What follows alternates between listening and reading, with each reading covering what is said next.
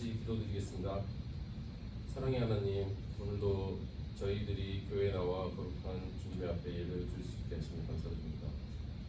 이번 한 주도 죄인으로 살아온 저희들이 하나님의 말씀이 아닌 세상의 분석을 불화되었음을 속죄하며 기대합니다. 작은 일에도 실망하고 어리석은 일을 저지르는 저희들을 용서해 주십시오.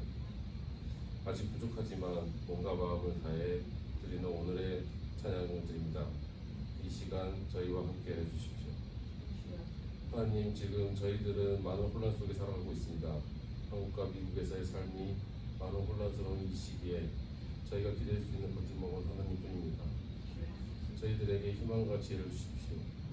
저희를 밝은 길로 인도하시고 죄 가운데에서 힘들어하는 저희의 하나님에 대한 사랑과 믿음을 회복시켜 저희들의 미래가 하나님과 함께하고 있음을 깨닫게 해주십시오.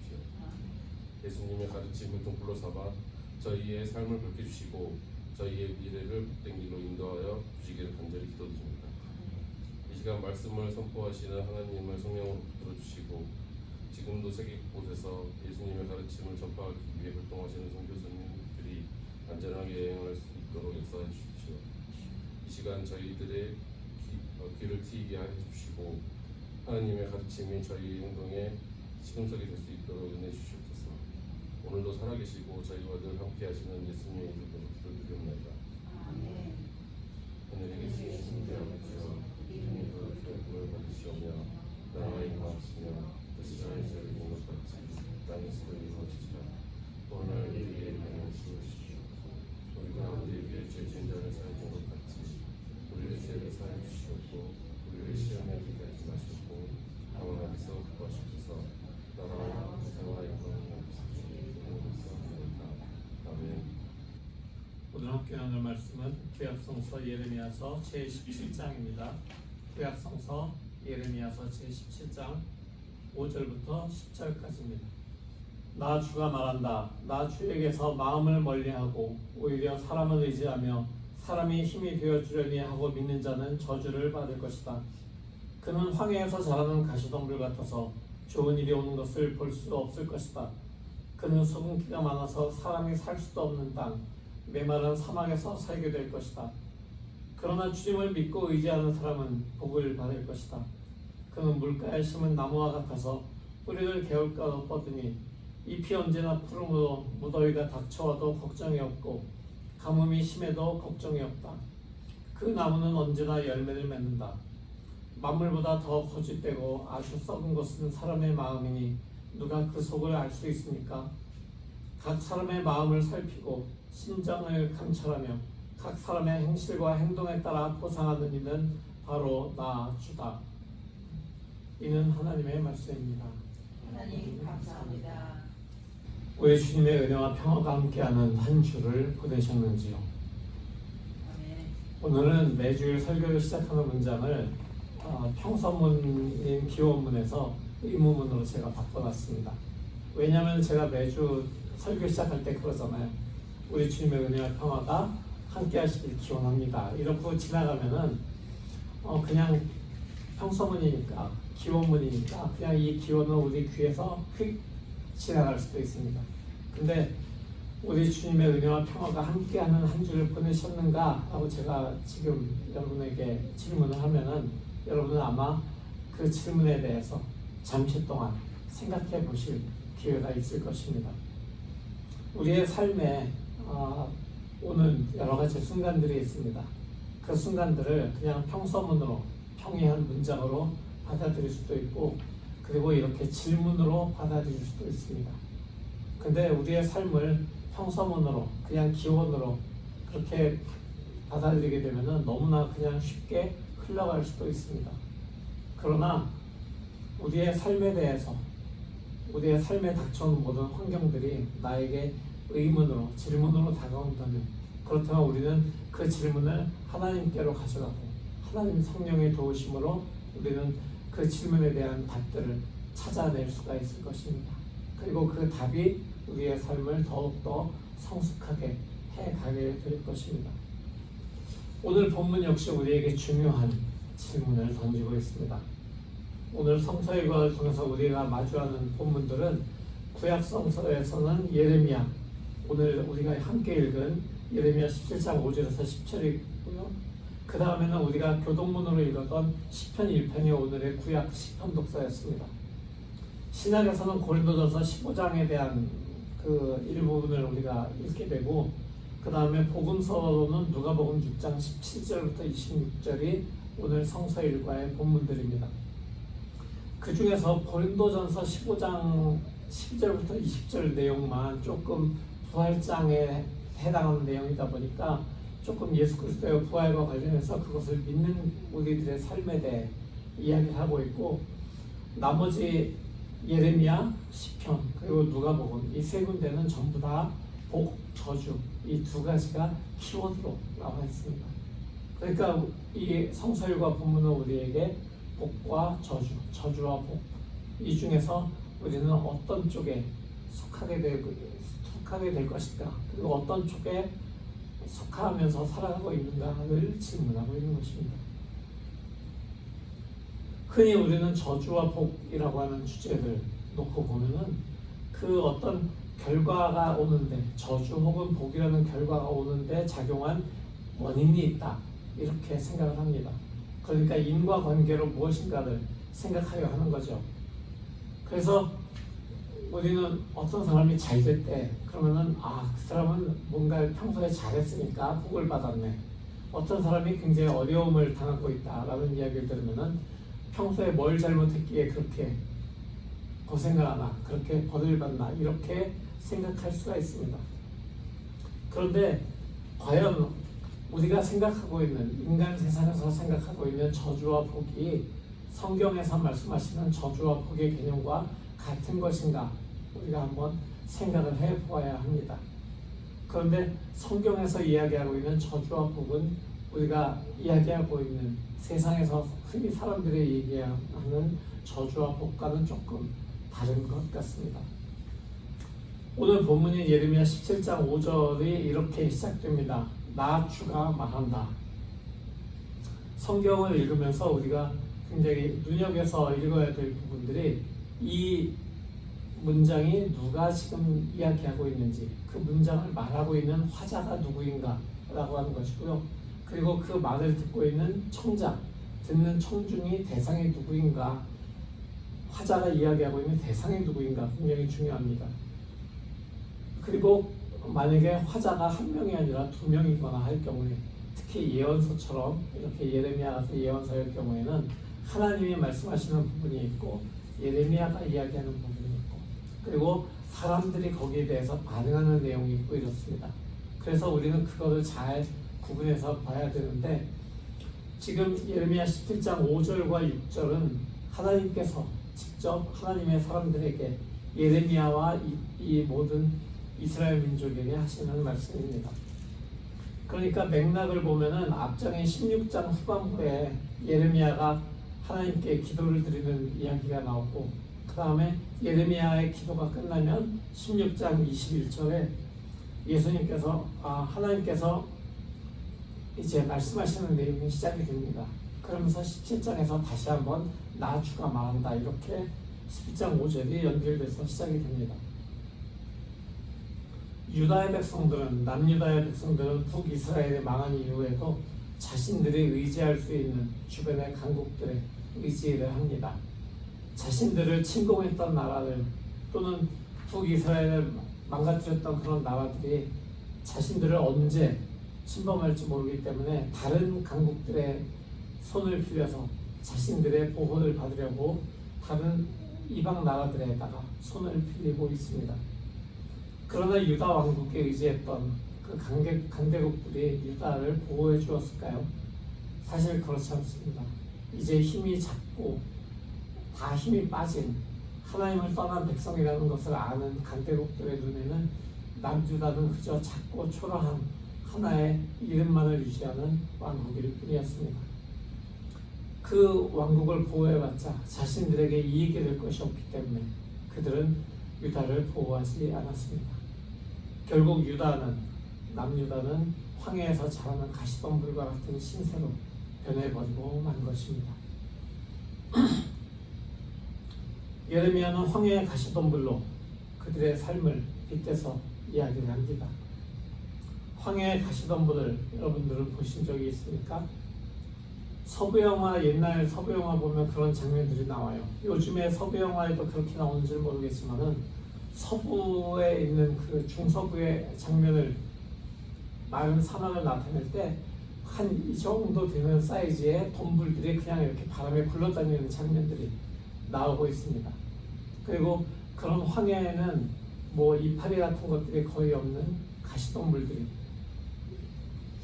있기도 한데, 그런 가시덤불들이 전혀 이파리도 그렇게 성하게 맺지 않고 있는 것을 우리는 볼 수 있습니다.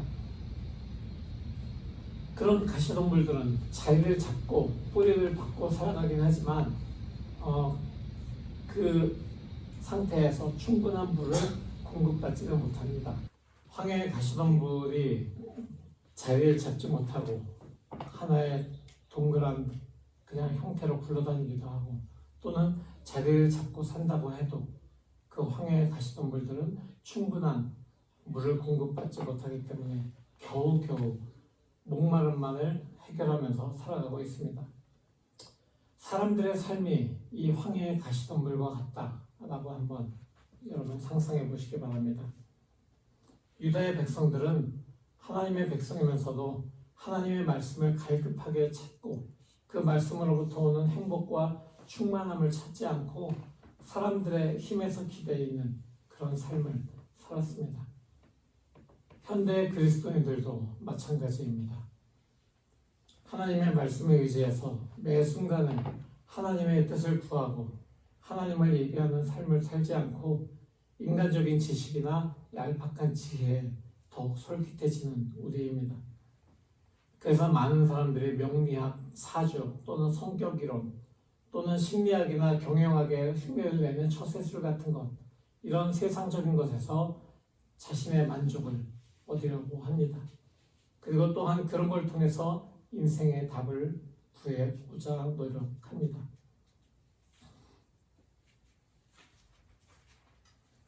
그러다 보니까 하나님의 말씀보다는 잠시 지나가는 이슬과 같은 것에 삶을 맡기기 시작합니다.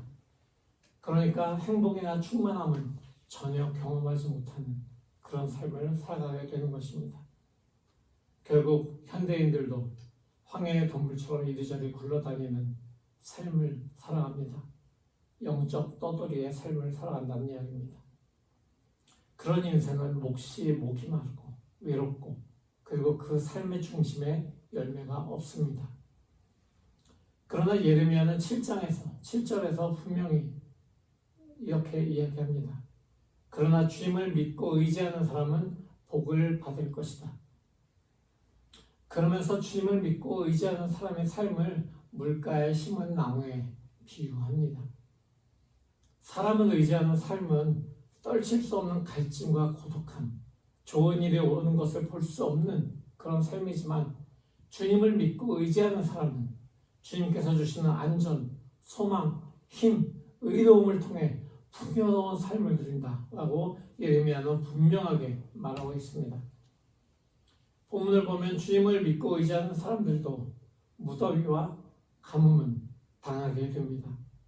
그러나 그 사람들이 물가에 담겨있기에, 심겨있기에, 물가를 향해서 자신들의 뿌리를 뻗고 있기에 이 사람들은 생명의 주님이신, 생명의 근원이신 주님이 공급하시는 그 수분에 의지해서 살아갈 수 있는 것입니다. 그러기에 그들은 걱정이 없고 두려움이 없는 삶을 살아갈 수 있습니다. 그뿐만이 아닙니다. 그들은 주님으로부터 오는 그 모든 수분을 통해서 열매를 맺으며 살아갑니다. 이 말씀을 들으면서 사람의 마음속을 어떻게 이렇게 단순하게 나눌 수 있을까라고 의문을 가질 수 있습니다. 그래서 예레미야 역시 9절에 주님께 이렇게 질문을 하죠. 만물보다 더 거짓되고 아주 썩은 것은 사람의 마음이니 누가 그 속을 알 수 있습니까? 라고 질문합니다. 이에 대해서 10절에서 주님이 단호하게 이렇게 말씀하시죠. 각 사람의 마음을 살피고 심장을 감찰하며 각 사람의 행실과 행동에 따라 보상하는 이는 바로 나 주다. 이 하나님의 말씀을 잘못 이해하면 하나님이 우리 마음을 보시면서 네가 좋은 생각을 하네, 네가 나쁜 생각을 하네 이러면서 거기에 따라 선과 악으로 그걸 구분하시고 복과 저주를 주신다. 이런 식으로 잘못하면 인과응보로 생각할 수도 있습니다. 하지만 하나님을 믿는 사람들에게도 나쁜 일이 생길 수 있고 하나님을 믿지 않는 사람들에게도 좋은 일은 생길 수 있습니다. 하나님을 믿으니까 나쁜 일이 하나도 안 생겨야 되고 하나님을 안 믿으니까 항상 잘못돼야 되고 그렇게 된다면 세상 사람들이 다 하나님을 믿어야 되지 않겠어요? 당연히 그렇지는 않은 것이 하나님의 나라의 상황입니다. 정직한 사람들이 어려움을 당할 수 있습니다. 악한 자들이 번영할 때도 있습니다. 이 사실에 대해서 성경도 여러 번 이야기하고 있습니다. 우리의 역사를 통해서도 심지어 그것은 볼 수 있습니다. 성경 속에서도 우리는 주님을 신뢰하는 사람들이 계속해서 문제를 겪는 경우들을 볼 수가 있고 지금 우리도 아마 그런 사람들 중에 하나일 수 있습니다. 주님을 열심히 섬긴다고 하는데 계속해서 어려움이 닥칠 수 있는 것입니다.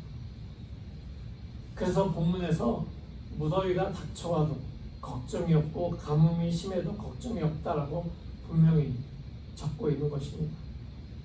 물가에 심기운 나무도 가뭄과 무더위는 당합니다. 그렇지만 두려움과 걱정이 없습니다. 왜냐하면 우리는 물가에 심겨 있기 때문입니다. 주님이 우리를 물가에 심으셨기 때문입니다. 예레미야 본문에 나오는 이 심겨졌다라는 말은 옮겨졌다라는 말과 똑같은 동의어입니다. 그러니까 우리는 물가에 심겨졌다는 것은 우리가 우리 자신을 심은 것이 아니라 주님이 우리를 물가에 심으셨다, 옮겨 심으셨다라는 이야기인 것입니다. 그렇기 때문에 우리가 하나님을 믿는다고 하면서도 환난을 당하게 될 때 우리는 그 상황에 대해서 어떻게 질문을 해야 될까요? 오늘 본문에 나와 있는 이 복과 저주의 상태에서 복의 상태를 겪으면서도 물가에 심기운 나무가 겪는 무더위와 또 가뭄, 여기에 대해서 우리가 현실적으로 어떻게 질문을 해야 될까요? 우리는 삶의 모든 상황 속에서 어려움을 당할 수 있습니다. 그 어려움 속에서 우리는 하나님께 질문을 가지고 가야 합니다. 근데 그 질문의 내용이 굉장히 중요합니다. 하나님, 내가 이 고난을 당하는 이유가 무엇입니까? 또는 이 고난을 당하고 있는 나의 삶에 대한 하나님의 뜻이 무엇입니까? 라고 우리는 주로 질문합니다. 그러나 그 질문은 조금 빗나간 질문입니다. 이 고난의 의미가 무엇입니까? 이 고난을 향한 하나님의 뜻이 무엇입니까?가 아니라 이 고난 속에서 내가 어떻게 살아야 할까요?가 질문인 것입니다. 이 고난 속에서 내가 어떤 삶의 자세로 살아야 할까요? 라는 것이 우리가 하나님께 가져가야 할 올바른 질문이고 하나님은 그 삶의 태도에 대해서 분명히 우리에게 대답을 해 주실 것입니다. 그 삶의 대답을 찾아내는 데 있어서 굉장히 중요한 그런 예수님의 말씀이 하나 있습니다. 예수께서 요한복음 16장에 이렇게 말씀하셨습니다. 너희는 세상에서 환난을 당할 것이다. 그러나 용기를 내어라. 내가 세상을 이겼다. 예수 그리스도께서 우리에게 분명히 그렇게 말씀하셨습니다. 우리가 세상에서 환난을 당할 것이다 라고 말이죠. 그러나 예수께서는 용기를 내라고 우리에게 말씀하십니다. 우리가 환난을 당하지만 세상에서 어려움을 당하지만 우리가 용기를 내야 되는 것은 바로 예수 그리스도께서 이렇게 그 뒤에 말씀하셨기 때문입니다. 내가 세상을 이겼다. 예수께서는 내가 세상을 이길 것이다 라고 말씀하셨습니다. 내가 세상을 이겼다 라고 분명히 완벽한 승리의 상황을 설명하셨습니다. 그렇기 때문에 우리는 예수께서 세상을 이기셨고 세상을 이기신 예수께서 우리에게 용기를 내어라 라고 말씀하시기 때문에 세상에서 환난을 당하지만 우리는 용기를 내고 주님께 내가 이 환란 속에서 살아가야 할 삶의 모습은 무엇입니까? 라고 물어야 되는 것입니다. 예수께서 말씀하신 오늘 누가복음 성서 일과에도 복과 저주에 대해서 이야기합니다. 복은 어떻게 보면 외형적이고 물질적인 것을 넘어서는 것입니다. 성경에서 이야기하고 있는 이 복은 우리가 세상에서 보듯이 그저 경제적으로 잘 되고 명예로워지고 모든 일들이 잘 풀려나가는 그런 외형적인 것을, 물질적인 것을 넘어서는 것이 바로 성경에서 이야기하고 있는 복인 것입니다. 참되고 절대적인 복이라고 하는 것은 하나님과의 올바른 관계에서 주어지는 영적 평강의 상태입니다. 하나님과의 올바른 관계에서 주어지는 영적 평강의 상태가 그 복이 우리에게 주어질 때 우리는 이 환란을 통해서 내가 어떤 삶의 모습을 보여야 할까요? 라고 주님께 물을 수 있습니다. 가난한 사람들은 복이 있다라고 이야기합니다. 누가복음에서는 가난한 사람의 복이 있다라고 이야기하지만 마태복음의 산상설교에서는 마음이 가난한 사람은 복이 있다라고 이야기하죠. 근데 마음이 가난하거나 경제적으로 가난하거나 그 사람들은 복이 있다라고 하는 말씀을 하실 때 우리는 그 본문을 어떻게 오늘 본문에 빗대어서 이해를 할 수 있을까요? 하나님이 우리를 물가에 옮겨 심으셨기 때문에 우리는 걱정이나 두려움이 없다라고 분명히 본문은 이야기했죠. 그렇다면 우리는 환란의 때, 고난을 당했을 때 하나님께 우리가 당하는 고난에서 우리의 삶의 태도가 무엇이어야 합니까? 라고 묻는 사람들이라면, 그렇다면 우리가 가난한 사람들, 마음이 가난한 사람들과 우리가 어떻게 살아내야 될까요? 그들을 어떻게 돌보아야 될까요? 라는 것이 바로 우리가 그 복을 우리에게로 가져오는, 또 가난한 사람들에게, 마음이 가난한 사람들에게 그 복을 가져다 주는 질문이 되어야 되는 것입니다. 그러니까 결국 우리의 삶 속에서 우리가 질문을 어떻게 하느냐, 우리가 우리 앞에 있는 환란을 바라보면서, 우리에게 닥쳐온 환란을 바라보면서 우리가 어떻게 질문을 하고 그 질문의 답을 구해가느냐에 따라서 하나님께서는 우리에게 복을 가져다 주시는 것입니다. 우리를 복의 절로 옮겨 심으시는 것입니다. 결국 사랑을 살아가면서, 세상을 살아가면서 우리는 내 뜻과 상관없는 고난을 당할 수도 있습니다. 세상의 모든 일들이 하나님의 주권 가운데 있지만 그 모든 일들이 하나님의 기뻐하시는 뜻으로 일어나는 일은 아니라는 것을 우리는 깨달아야 됩니다. 하나님이 기뻐하시는 일이 있고 하나님이 그저 허락하신 일도 있다는 것입니다. 우리가 성경을 보면서 고난을 당하는 사람들, 아무 이유 없이 고난당하는 사람들이 있을 때 그것이 하나님이 기뻐서 그에게 고난을 주신 것이 아니라 그 일을 통해서 하나님께서 어떤 일을 일어날 수 있도록 허락하셨다. 어떤 일을 하나님께서 이루시기 위해서 그 고난을 그냥 기뻐하시진 않지만 허락하실 수밖에 없는 그런 고난이 있습니다. 우리가 잘 알고 있는 요셉의 스토리가 그렇습니다. 요셉은 하나님 앞에 어떤 흠이 있는 아이가 아니었습니다. 그렇지만 그 아버지 야곱의 사랑을 받던 요셉은 형제들의 미움을 받아서 결국은 노예 상인에게 팔려가서 노예로 살게 되죠. 그 노예로 살아가게 되는 것을 하나님이 허락하셨을까요? 하나님이 기뻐하셨을까요? 하나님은 그저 기뻐하진 않으셨지만 허락하셨습니다. 왜냐하면 요셉을 통해서 오랜 세월이 지난 다음에 하나님의 백성 이스라엘이 가나안 땅으로 들어갈 수 있게끔 그 모든 토대를 마련하시기 위해서 요셉이라고 하는 그 사람에게 고난이 오는 것을 허락하셨을 뿐인 것입니다. 하나님의 고난을 허락하신 이유를 우리가 일일이 다 설명할 수는 없습니다. 현대 21세기에도 많은 고난을 당하는 그리스도인들이 있고 그들이 당하는 고난의 의미를 우리가 다 설명할 수는 없습니다. 하지만 그 일을 통해서 하나님이 하시고자 하는 일이 있다는 것을 우리는 깨달았으면 좋겠습니다. 그리고 그 일이 무엇인지 드러나게 될 때 하나님께서 그 모든 고난을 통해서 이루신 그 일을 보면서 하나님의 그 이루신 손길을 우리가 바라볼 수 있어야 되겠습니다. 그러기 위해서는 그 상황에서 하나님의 뜻이 무엇입니까? 왜 이런 고난을 주십니까? 라고 이유를 묻는 것이 아니라 이 상황 속에서 우리는 어떻게 살아야 됩니까? 라고 질문을 해야 되는 것입니다. 바로 그 질문이, 나의 삶의 태도에 대한 질문이 하나님이 우리에게 복을 가시다 주시는 길로 인도하게 될 것입니다. 바로 그런 질문을 하나님께로 계속해서 가져가는 사람들이 되시길 바랍니다. 하나님께 질문하는 그 사람들의 삶처럼 우리도 주님께 계속해서 우리의 삶에 다가오는 모든 상황들을 질문하고, 바로 그 질문이 하나님께 가져가실 때 하나님께서는 하나님의 진리의 영으로 우리에게 그 답을 깨닫게 해주실 것이고, 그 모든 해답의 내용들은 바로 이 성경에 나타나 있는 대로 하나님을 사랑하고 우리의 모든 이웃을 사랑하라는 바로 그 계명으로 답이 주어질 것입니다.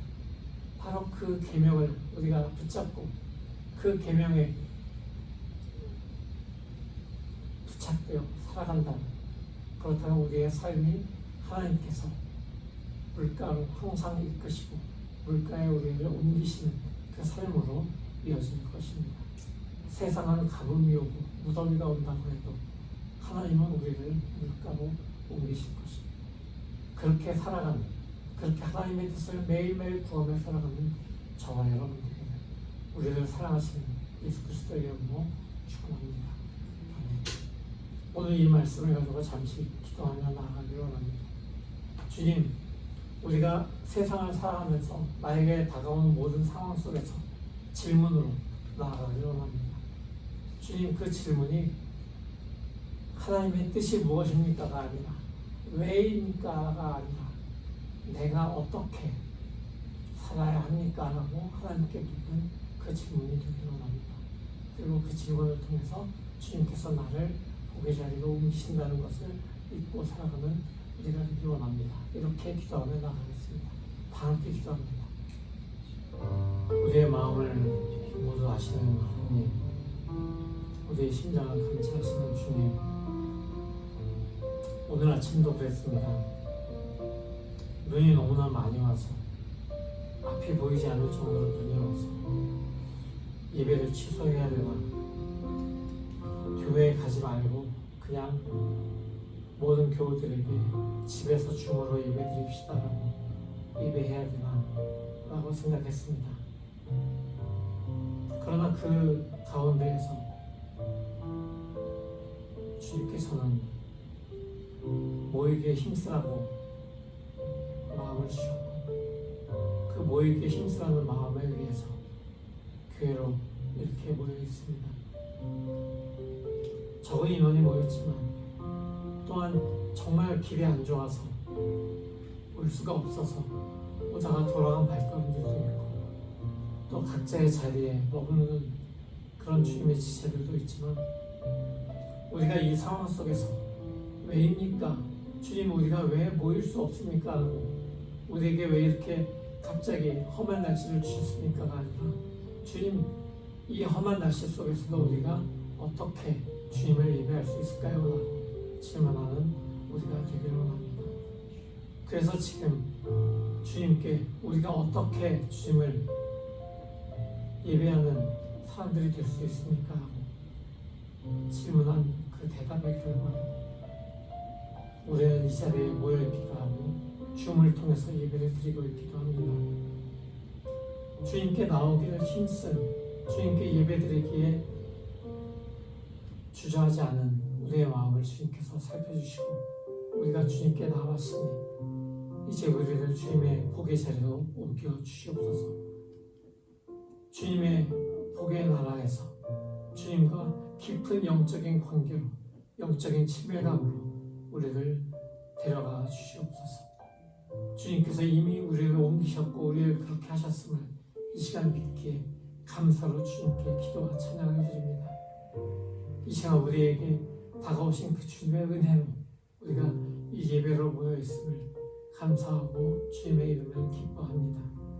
이제 주님께서 우리에게 주신 이 기쁨의 예배를 통해서 우리의 모든 삶의 순간순간에 계속해서 주님께 질문하고 주님께 그 질문에 답을 구하고 성령께 주신 그 답을 계속해서 살아내는 우리 모두가 될 수 있도록 은혜 부어 주시옵소서.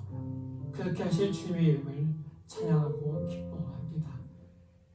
기쁨을 주시는 기쁨의 왕 예수 그리스도의 이름으로 감사하며 기도드립니다. 아멘.